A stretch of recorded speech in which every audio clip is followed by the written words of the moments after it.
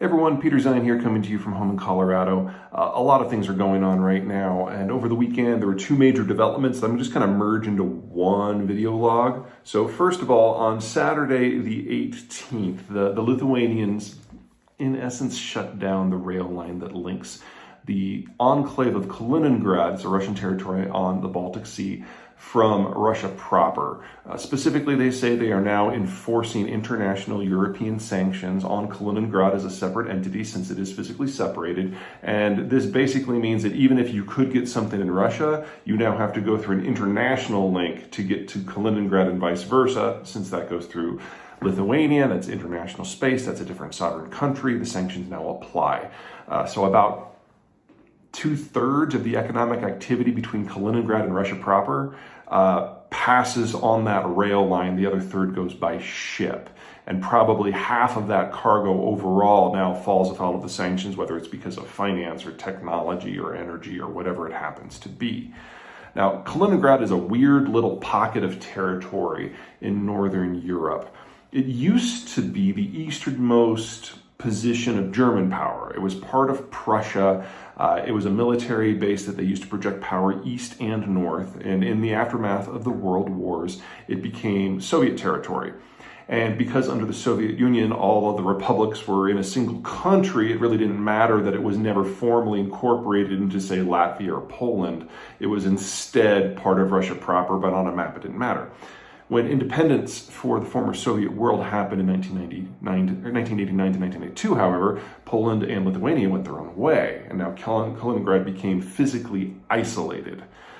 Now, the Kaliningraders and the Russians are saying that they're going to get around this by just having more vessels take maritime shipments from Kaliningrad up through the northern Baltic Sea into the Gulf of Finland and to St. Petersburg. Doesn't work as well as you might think. Having a small population like Kaliningrad, only about 1 million people physically separated, but having that dedicated rail line, that broadly works. It's awkward, it causes a series of diplomatic crises, but it physically works. You theoretically could do this by water. The problem is that the water's not always available.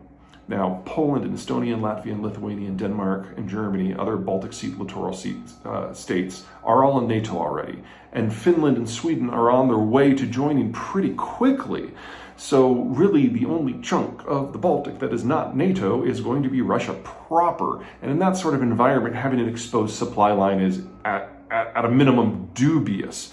But it's more than that. There's also a climate issue. Unlike most of the bays of the world, the Baltic Sea can freeze. Sweden, Finland, the Baltic states, northern Russia, all of them get a lot of precipitation. Most of that ends up in the Baltic, specifically in the northern arm called the Gulf of Bothnia, and the eastern arm, the Gulf of Finland. So Bothnia and Finland freeze over regularly. And in fact, Stockholm in Sweden and Riga in Latvia are where they are, because that's the furthest south that the freeze line normally goes to. Kaliningrad is south of that. They don't freeze, but Petersburg is definitely on the north side. So if you're moving into an environment where you're shipping things by water through a NATO lake that freezes over for a couple months of the year, that does not strike me as a very viable option. The Russians are already shitting solid gold kittens over this. Kaliningrad is incredibly exposed.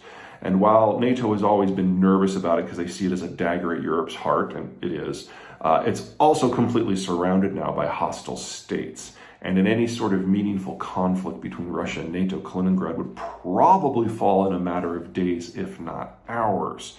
So the Russians are doing what the Russians can. They can't get troops there because you'd never be able to get troops on that rail line. And, naval transport has never been the Russians' forte.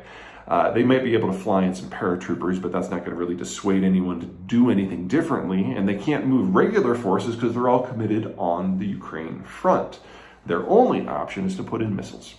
There are already Iskander medium-range ballistic missiles with nuclear tips there already.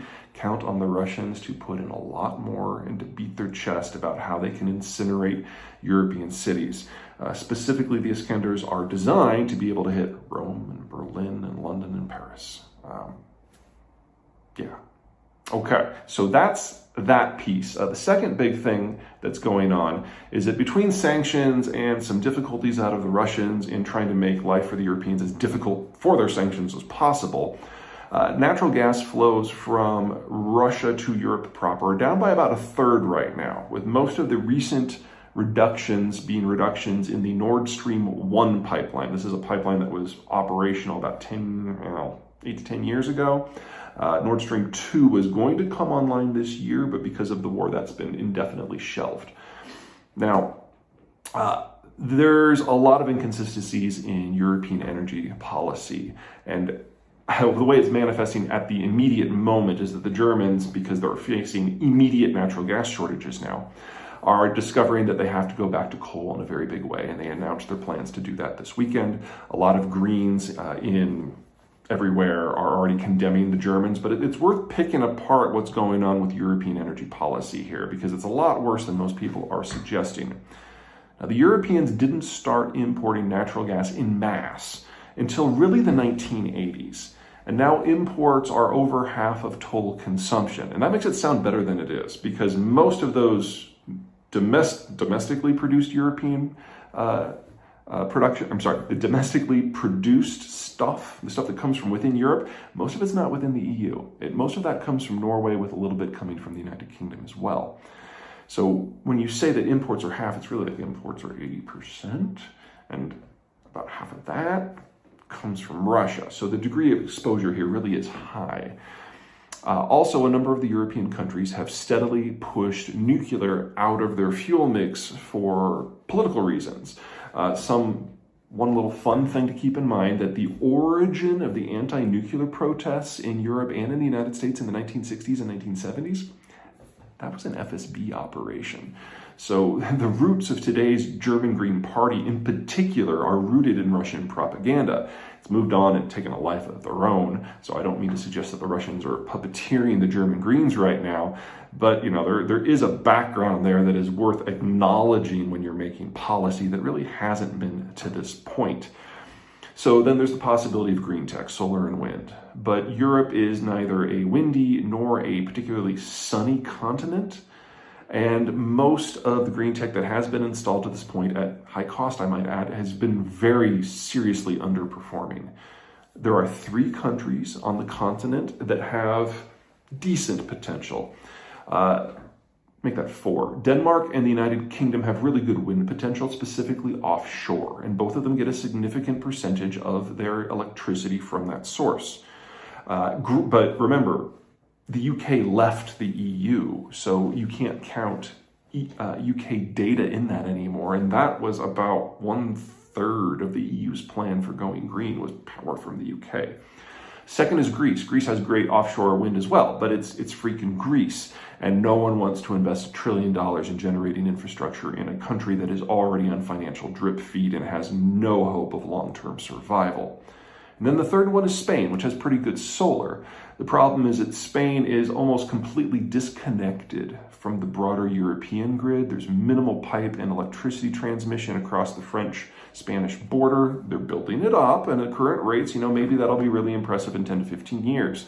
But even if Spain becomes a massive solar producer, that helps France, which is not one of the countries that has a problem here. So without those 4 states, or at least the 3 bigger ones, there's not much else going on here. The Germans like to say that they're building out all this green tech, and on paper, they now have solar and wind capacity installed. That nameplate capacity is capable of generating twice the electricity that they need for their peak demand. The problem is that the country is both calm and cloudy. So it generates only a few percentage points of what it's capable of. And then they use accounting chicanery to make it look better than it is. So for example, on those 6 days in August, when everyone in Germany is on vacation and the industrial plant is shut down, and the sun finally comes out, the Germans generate huge amounts of electricity, far more than they could ever need themselves, and so they export it. Those exports are counted as domestic consumption in terms of the amount of electricity that's generated from green sources. Similarly, for most of the year when it's cloudy and the solar is pointless, they use coal plants to generate electricity, but they only count the coal-generated electricity that comes at the time when it's actually directly linked up to the grid. When the sun goes down, when the sun comes up and they do get some solar, the coal is immediately disconnected from the grid and the solar is giving privileged access to the grid. It takes 36 to 48 hours to spin up or spin down a coal lignite power plant of the kinds that the Germans have. So when solar displaces, they don't count the coal-generated electricity in their numbers, so that depresses the coal figures and increases artificially the green tech figures. Probably they're only getting about 10% of their electricity by a more standard accounting method from green sources. Anyway, natural gas is definitely not being provided in the volumes or the reliabilities that enables most of the European economic system, especially the electrical grid, to function in the way it was designed. And so what the Germans are doing right now in removing natural gas from the mix because they have no choice and putting coal back in, some version of this is now going to happen across most of Europe. And that has three big outcomes. Number one, it means you have minimal natural gas allowed to be used to generate electricity. It is now going to be mostly hoarded for industrial use. Second, there's not enough even for that, or there won't be soon, because even if this little spat is resolved, there's going to be another one, and the natural gas that's transported by pipe across Ukraine, that is not long for this world. So what natural gas they can get access to is going to have to be hoarded and reserved for industrial use, and then it's going to have to be rationed for the industrial sector. Now that suggests that what is already an energy-induced recession in Europe is about to expand to become a broader industrial recession that will last a significant amount of time because there just isn't a good alternative at all. And then third, of course, a absolutely massive coal buildup across Europe, starting in Germany, but continuing on, which will completely obliterate Europe's climate goals, even with more accounting creativity.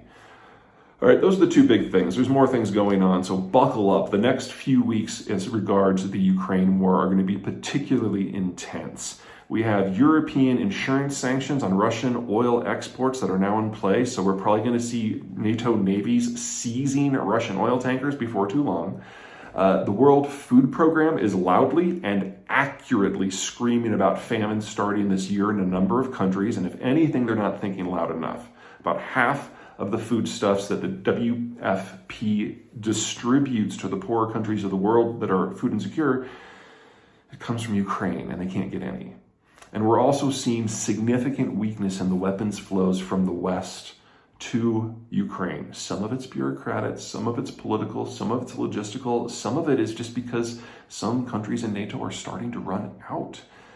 In the meantime, the Russians are rushing hundreds, maybe even a couple of thousand of older tanks to the front.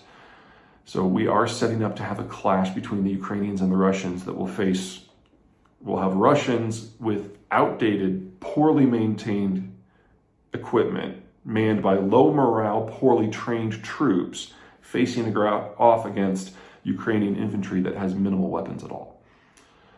It's going to be an ugly end of summer over there. All right, that is it from me. Apologize for this one being so long, but holidays, and I will see you all next time. Until then.